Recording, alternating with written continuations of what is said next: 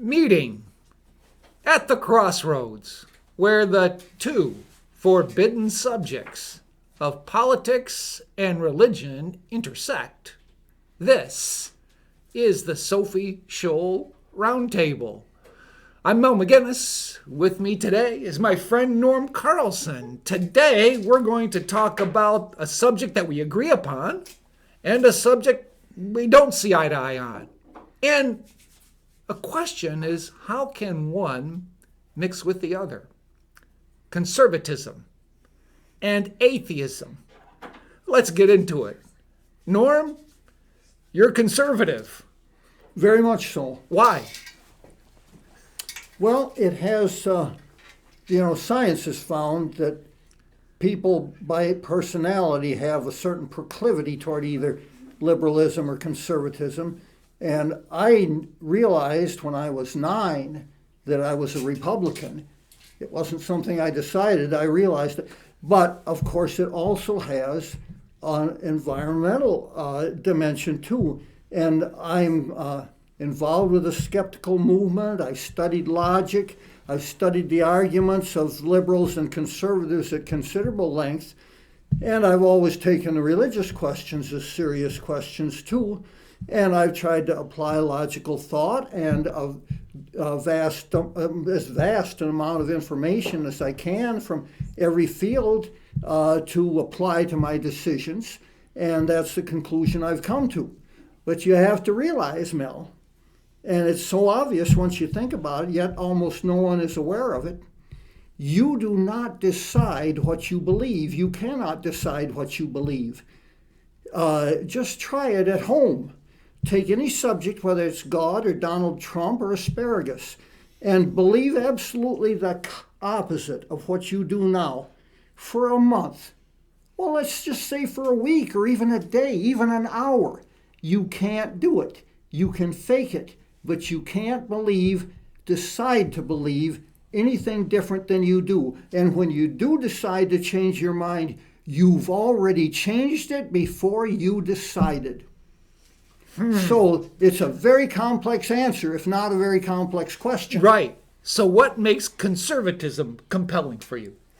Conservatism, in my view, my definition, is the proclivity to value things as they are and be skeptical of change. I look at history, I look at my life, I look at contemporary America, and I know something about history, and we have things so much better, whether you're talking about material goods, whether you're talking about justice, whether you're talking about opportunity, whether you're talking about intellectual and cultural gratification. Things are so much better for us in Western civilization, and particularly America, than throughout the world and throughout the vastness of history, that we obviously are doing something right that very, very few people have ever been able to get right. So don't tamper with it unless you have one heck of a good reason. That is my definition of a conservatism. And your liberal convictions of superiority, importance, and entitlement are not among those darn good reasons. I would agree. It's interesting because you read about conservative philosophy, and there is a slowness to change things. And I feel like that slowness is embodied even with our governing document, the Constitution. It's basically a matter of degree. Conservatives, I don't think any conservatives are against all change. And myself and a lot of us would like to see the status quo ante in many respects. But we're not against all change, but we just happen to think that most new ideas are bad ideas, not all new ideas. The thing is, this is the way I look at it. Any change in society produces unintended consequences, many of which are unfortunate. That requires, all of the changes, the unintended consequences, require further adjustments. And they in turn produce unintended consequences that again require adjustments in society. Well, all right, this is how societies evolve. But if you push this process beyond a critical speed, the changes and the unintended consequences build up to the point where society and individuals can't accommodate them, and the whole thing collapses. And it makes me wonder about collapse with regard to our fiscal policy currently operating in the federal government. Yet another $1.9 trillion COVID relief bill is about ready to be passed. How are we able to handle such an escalation of money being printed without there being consequences and a real possibility of a collapse? Well, I only had one course in economics, admittedly in an honor section, and I've done limited but some reading, and I do some listening and some reading today. So I'm not an expert, but from what I understand and what I hear, the main reason we're able to get away with it is because the rest of the world is even in worse shape, and so dollars or resources, assets, come to the United States still as the best option, the safest place for investment. And of course, eventually we can push that to the point where somebody important is going to no longer accept that situation and ask for payment or refuse to continue buying bonds or make a run on something or hoard some resources, and something is going to trigger the whole thing to fall in on itself. And of course, here's a situation where the old adage applies: the bigger they come, the harder they fall. Yeah, and we'll wait to see how things pan out here in the coming months, years, don't know when, but it seems like there's got to be at least a point of no return. There's too many Ponzi schemes at the root of our economy. Yeah, and we'll see how things pan out with regard to this. And skepticism and conservatism.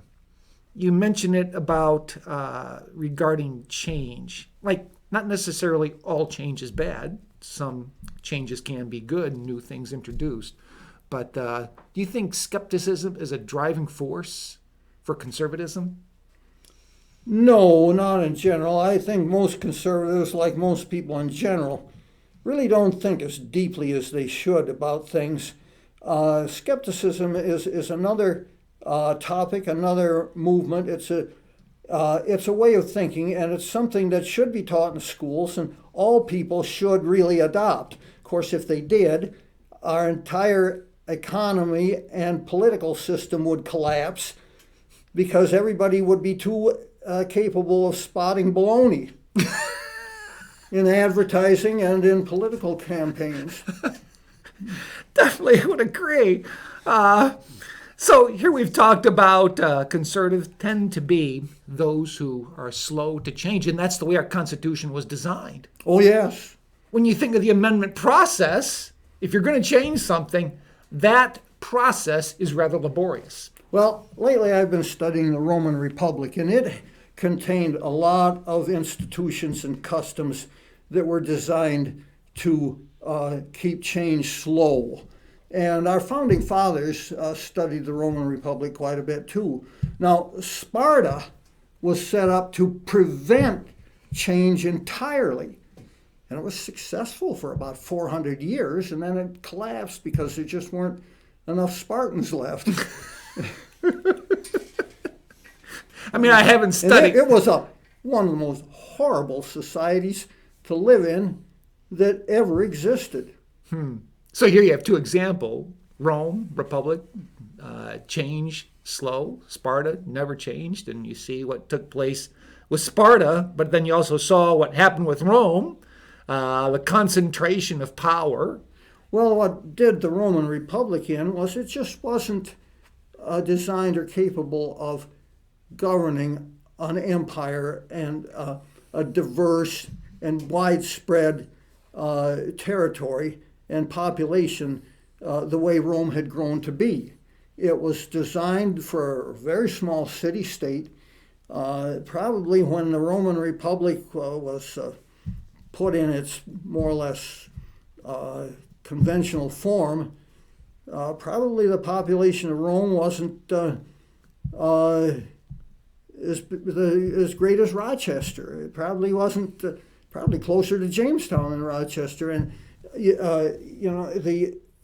the citizen, politician, people rotating around, the frequency of change of office, the division of power, it just didn't work in the larger, more diverse empire that we were getting by the turn of the era. I've heard the phrase, empires tend to exhaust themselves. Yes, it's quite true. In ancient times, a big part of the income and sustenance of the government was plunder and tribute.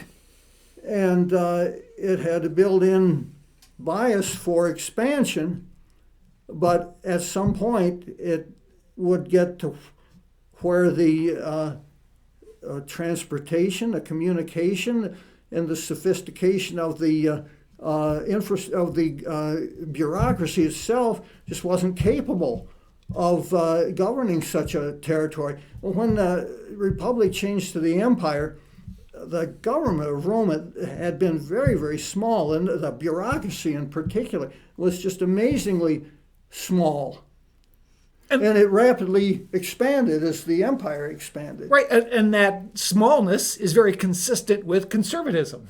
Yes, it is. And then when the empire begins to characterize a republic and transforms one into an empire, like you say, government gets more massive, it gets bigger. More powerful and more arbitrary. And we see the course of history. We may be watching that play out. Just one more thing before we cut this section of Conservatism and Atheism in this edition. I like this regarding conservatism. The American foreign policy must be judged by this criterion. Does it serve the just interests of the United States? Couldn't agree more. Right. What else? Yeah. I mean, I feel like we got people in Washington, D.C. that would rather have an interest in the United Nations more than America, that want to be more multilateral with other nations than focus on our nation itself. Well, people that feel that way shouldn't operate through the government. They should try to achieve their ends through other less monopolistic and coercive elements. And that is basically, that's another extremely fundamental and good definition of conservatism. We want the government to serve a very limited amount of functions because it is uniquely coercive and monopolistic. It should be limited largely to setting a fair, even playing field for other less coercive, less monopolistic institutions to thrash about and try to do good for humanity. Right, and don't try to go over to another continent and make them be like us. Let them be themselves rather than pushing a culture on them that they're simply not ready for.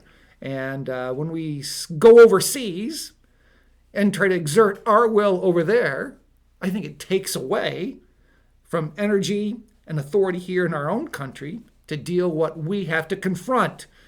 So when we think of American foreign policy, we focus on the interests of the United States. Now, it's a little curious to hear you say that because, of course, going over to other countries and trying to contrive one way or another for them to be like us is certainly a definition or description of Christian missionaries that operated for a couple of centuries.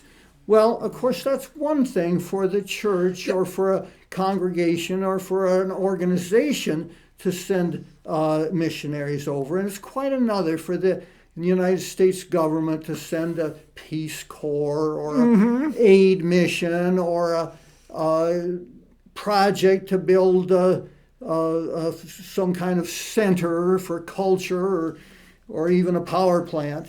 It's the difference is in the coercive Yes. and monopolistic element. Right, right. Church should be separate from the government with regard to missionary activity. And I feel the same would go for the way liberalism is being pushed, or I should say leftism is being pushed. And I think you watch it now today through our government, not just in this country, but using the government to advance an agenda like abortion in other nations, among a whole sort of other things. For example, I remember a guy in Uganda talking about how frustrated he was in seeing American intervention in his country with the slightest thing. Fake marriage, meaning man married to a man. Why, that guy said, is this over here in our country that you want to utilize the government to do that? It's advancing somebody's career. Through the government. Somebody's found a way to tap some cash and advance their career and their status and their economic survival. And they're exploiting it. Yeah. So, well, anyways, that wraps up this edition of the Sophie Scholl Roundtable. Join us next time as we'll explore more atheism and conservatism. Is there a connection between the two? See you then.